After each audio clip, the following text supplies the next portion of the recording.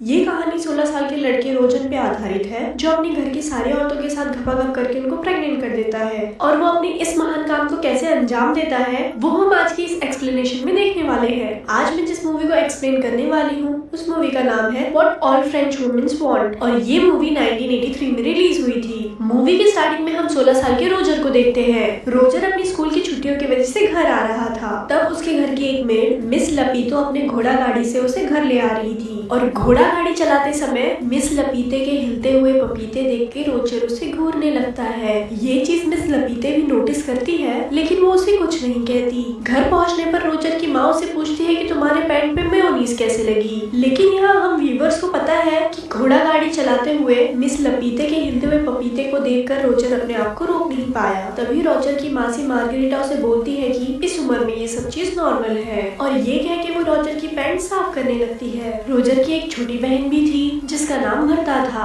उसके बाद भरता रोजर को जंगल में ले जाती है जहाँ मिस लपीते भी थी। तभी मिस लपीता रोजर के सामने ही साइड में जाके हल्की होने लगती है और ये देखकर रोजर की आंखें बाहर आ जाती है। उसके बाद रोजर को किसी के चिल्लाने की आवाज सुनाई देती है और जब रोजर वहाँ पर देखने के लिए जाता है तब उसे वहाँ पर उसी के घर की एक मेड उर्सिला किसी और के साथ जंगल में मंगल करते हुए दिखाई देती है, जिसके बाद रोजर वहाँ से भाग जाता है क्योंकि उसे लगता है कि वो एक गलत दुनिया में आ गया है। उसके बाद सीन स्विच होता है और हम पूरी फैमिली को एक साथ खाना खाते हुए देखते हैं, जहाँ हम व्यूअर को पता चलता है कि रोजर की माँ काफी स्ट्रिक्ट है। शाम को रोजर जब सोने की कोशिश कर रहा था तो उसे बाहर से कुछ आवाजें सुनाई देती है और जब वो कमरे से बाहर आता है तो वो देखता है कि एक नौकरानी घोड़ी बनकर खड़ी है और कोई उसके पीछे से बचा रहा है और ये देखने के बाद रोजर की फटकी चार हो जाती है और रोजर वापस सोने के लिए चला जाता है और बिस्तर में उसकी छोटी बहन बर्था छुपी हुई थी। तब बर्था उसे बताती है कि मिस लपीते ने मुझे बताया है कि हमारी मासी मार्गरेटा अभी भी वर्जिन है, जिस पर रोजर उसे पूछता है कि वो अभी तक वर्जिन क्यों है,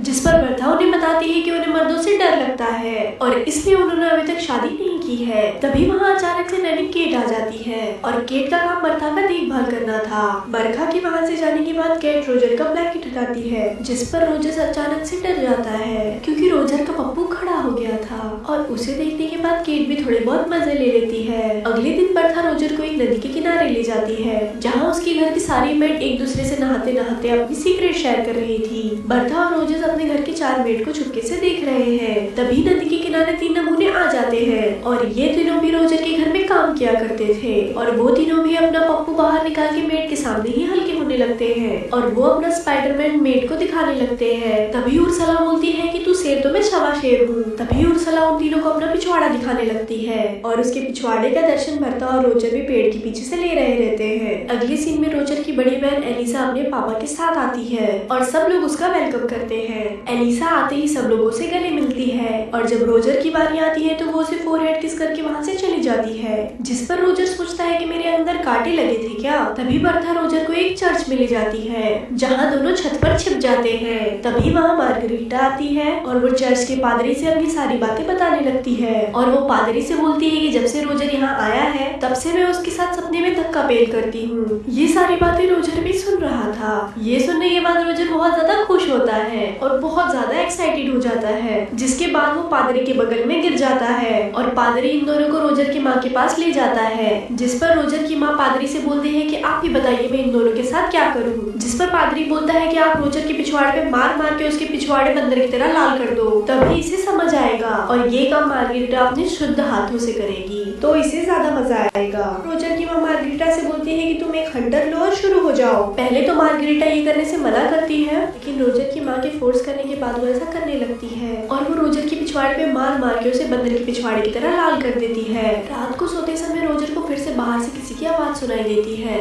और जब वो अपने कमरे से बाहर निकलता है तो वो देखता है कि उसकी मेड हेलेन किसी से ठुकवा रही थी और आज भी उसे बस हेलेन ही दिखती है, उसके पीछे वाला बंदा बिल्कुल भी नहीं दिखता। और इस बार रोजर अकेले इस नजारे का मजा नहीं ले रहा था, बल्कि मिस्टर फ्रैंक भी ये सब कुछ देख रहे थे। तभी उस वक्त अचानक से रोजर के पास उर्सला आती है और वो उसे कहती है कि आओ मैं तुम्हारे पिछवाड़े में मूव लगा दूं। इतना मार खाने के बाद दर्द भी बहुत ज्यादा हो रहा होगा, जिस पर रोजर उसे ऐसा करने से मना कर देता है। उसके बाद रोजर उसे पूछता है कि हर रात हेलेन को कोई पीछे से बचा रहा रहता है, क्या तुम्हें पता है वो बंदा कौन कौन है, जिसपे वो रोजर को बोलती है कि हम मेड का टॉप सीक्रेट है। तब रोजर को ख्याल आता है कि उसने ये शो अकेले नहीं देखा था, बल्कि मिस्टर फ्रैंक भी इस शो को एंजॉय कर रहे थे। जिसके बाद रोजर सीधा मिस्टर फ्रैंक के पास जाता है, जहाँ मिस्टर फ्रैंक दूरबीन से मियां खलीफा को देखने की ख्वाहिश में अपने पैंट में हाथ डाल के अपने स्पाइडरमैन को तसल्ली दे रहे रहते हैं। और रोजर के आते ही मिस्टर फ्रैंक वहाँ से चले जाते हैं। तब रोजर भी दूरबीन से देखने लगता है और उसे नीचे दो शादीशुदा एलियन कुत्ता डांस करते हुए दिखाई देते हैं। तब रोजर को समझ आता है कि मिस्टर फ्रैंक अपने स्पाइडरमैन की मसाज क्यों कर रहे थे। अगले दिन रोजर को एक किताब मिलती है जिसमें द ग्रेट सनी लियोनी की कहानी थी, और रोजर उस किताब को बड़ी शिद्दत से छुपा लेता है और जाते वक्त उसे अपनी मॉम डैड के कमरे से घर घर खेलने की आवाज सुनाई देती है। और रोजर उसे लॉक वाली छेद से देखने लगता है। तभी उसे पीछे से एलिसा का फियांसे रोनाल्ड उसे देख लेता है और वो रोजर को धप्पा कर देता है, जिसपे रोजर उसे रिक्वेस्ट करता है और कहता है कि तुम इस बात को किसी को मत बताना। इस बात पर रोनाल्ड भी इस बात का फायदा उठाता है और वो रोजर से अपनी गाड़ी साफ करवाता है। अगले दिन रोजर वही किताब घोड़ा गोदाम में पढ़ रहा होता है जिसमें सनी लियोनी की सफलता की कहानी लिखी हुई थी, और वो पढ़ने के साथ साथ वो अपने पप्पू को भी मसाज दे रहा होता है। और तभी अचानक से वहाँ धारावाहिक जोगिंदर का फ्रेंच वर्जन आ जाता है और वो मौका देखते के साथ ही हेलन को आधा खिड़की के अंदर और आधा बाहर फंसा देता है, और वो बाहर जाके साइड से हेलन की गैलन में पानी भरने लगता है। तभी हेलन की नजर रोजर पे पड़ती है और वो उससे हेल्प मांगने लगती है। जैसे ही रोजर उसकी मदद करने के लिए जाता है तभी हेलन उसे बोलती है रुको जरा सबर करो और गैलन में पानी भरने दो। तभी रोजर निकल के बाहर देखने जाता है कि हेलन की गैलन में पानी कौन भर रहा है, लेकिन तब तक जोगिंदर भाई अपना काम कर चुके थे। अगले दिन में रोजर अपनी फैमिली के साथ बैठा था, जहाँ रोलांड रोजर को अपने जूते साफ करने के लिए कहता है, लेकिन रोजर काम करने से सीधा मना कर देता है। तभी रोलांड अपनी औकात दिखाता है और वो रोजर की सारी सच्चाई उसकी माँ को बता देता है, जिस पर रोजर की माँ बोलती है कि मेरी दोनों बेटियां ठीक है, लेकिन पता नहीं मैंने इस इमरान हाशमी को जन्म कैसे दे दिया।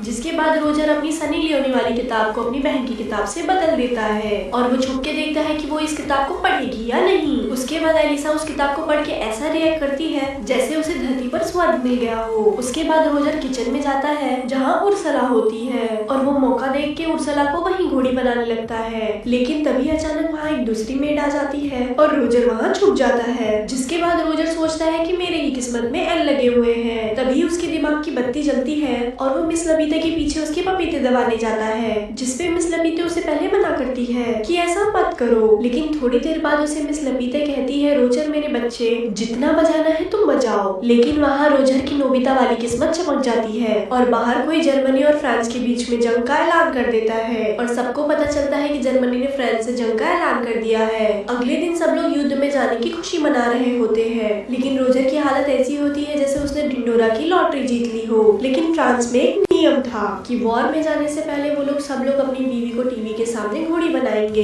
जिसके बाद सब लोग रात में अपनी बीवी को जंगल में ले जाके उसकी बचाने लगते हैं, जिस पर रोजर सोचता है कि बस ये आज रात की चांदनी है और इसके बाद तो इनकी पिक्चर मैं ही बनाऊंगा। सबके युद्ध में जाने के बाद सारी लेडीज अकेली थी और रोजर सबसे पहले उर्सला के पास जाता है, जहाँ वो उसे ले दे के घोड़ी बना ही देता है और वो उर्सला से ये भी कहता है कि मुझे तुमसे प्यार हो गया है। जिसके बाद उर्सला बोलती है कि सारे लड़के पहली बार चरम सुख लेने के बाद यही बोलते हैं। अगले सीन में बर्दा रोजर से बोलती है कि पादरी माँ से मिलने आए हैं। जिसके बाद ये दोनों भाई बहन उन दोनों की चुपके से बात सुनने लगते हैं। जिसके बाद रोजर की माँ पादरी से बोलती है कि मेरा पति कभी मुझे घोड़ी बना के लेता है और कभी डॉगी बना के, इससे कोई पाप तो नहीं। जिसपे पादरी बोलता है नहीं, वो तुम्हारा पति है, वो तुम्हारी घोड़ी बना के ले या डॉगी बना के, इसमें कोई दिक्कत नहीं है। लेकिन तभी रोजर की माँ रोजर को देख लेती है और वो बिना देर किए बाहर आ जाती है। अगले दिन बर्था की नैनी केट हमें दिखाई दी जाती है और वो नदी किनारे बैठ के अपनी जुल्फे सवार रही थी, लेकिन तभी वहाँ रोजर भी आ जाता है और वो पानी में जंगली सुअर की तरह रेंगने लगता है।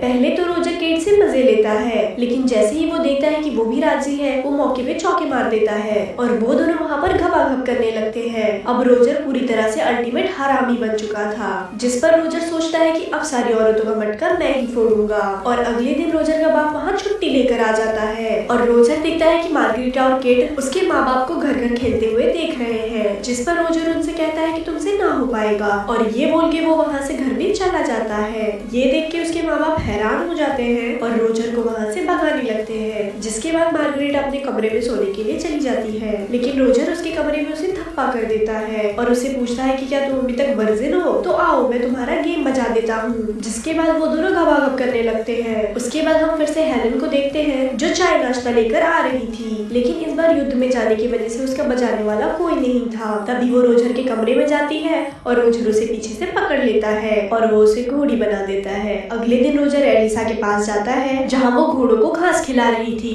जिस पर रोजर उसे बोलता है कि मैं आज तेरी भी पिक्चर बनाऊंगा। पहले तो एलिसा उसे ऐसा करने से मना करती है, लेकिन थोड़ी देर बाद बोलती है कि हाँ मेरी पिक्चर बनाओ और हाँ मुझे पिक्चर में घोड़ी का रोल देना। जिसके बाद रोजर उसे भी घोड़ी बना देता है। अब रोजर सारी औरतों के बीच पॉपुलर हो गया था। इसके बाद सारी औरतें बारी बारी करके उसके पास काम 25 करवाने आती थी। दिन बीतते जाते हैं और ये सिलसिला चलता रहता है। एक दिन एलिसा रोजर से बोलती है कि मैं प्रेग्नेंट हूँ। तभी रोजर देखता है कि रोलैंड भी वापस आ गया है, क्योंकि अब युद्ध खत्म हो चुका था। उर्सिला और मार्गरेटा भी उसे बोलती है कि मैं प्रेग्नेंट हूँ। और ये सुनने के बाद रोजर के पैरों तले जमीन ही खिसक जाती है, क्योंकि अगर उसके मॉम डैड को ये बात पता चली तो उसके मॉम डैड उसे ही घोड़ी बना देंगे। तभी रोजर उर्सिला से बोलता है कि एक नेल पॉलिश लेके आओ, और वो उस नेल पॉलिश को एलिसा के बेड पे लगा देता है और बोलता है कि तुम कुछ भी करके रोनाल्ड के साथ घपाघप कर लेना, जिससे रोनाल्ड को लगे कि एलिसा अभी भी वर्जिन है। उसके बाद वो अपनी मासी से बोलता है कि आप फ्रैंक से शादी कर लो, वो आपको बहुत ज्यादा पसंद करता है। और ये सुनने के बाद वो दोनों शादी के लिए मान जाते हैं। उसके बाद रोजर उर्सिला के पास जाता है और उसे शादी के लिए प्रपोज करता है, लेकिन उर्सिला उसे मना कर देती है क्योंकि वो पहले से ही किसी और को पसंद करती थी। और उसके बाद तीनों औरतों की शादी हो जाती है और रोजर के कांड के बारे में किसी को कारोकार खबर भी नहीं होती। और उसी रात रोजर फिर से हेलन के साथ घपाघप करता है और अगले दिन हेलन उसे बताती है कि मैं भी प्रेग्नेंट हूँ। लेकिन अब रोजर की स्कूल की छुट्टियां खत्म हो चुकी थी, इसीलिए वो उसे बोलता है कि मैं तुम्हारे लिए भी एक अच्छा पति ढूंढ लूंगा। जिसपे हेलन बोलती है कि तुम इसकी टेंशन मत लो, क्योंकि मैंने सब लोगों के साथ घपाघप किया है और मैं इस पे किसी का भी नाम लगा सकती हूँ। उसके बाद रोजर अपने पापा के साथ खुशी खुशी वहाँ से चला जाता है और ये मूवी यहाँ खत्म हो जाती है। ऐसे ही और मूवी जानने के लिए इस पेज को लाइक करें। धन्यवाद।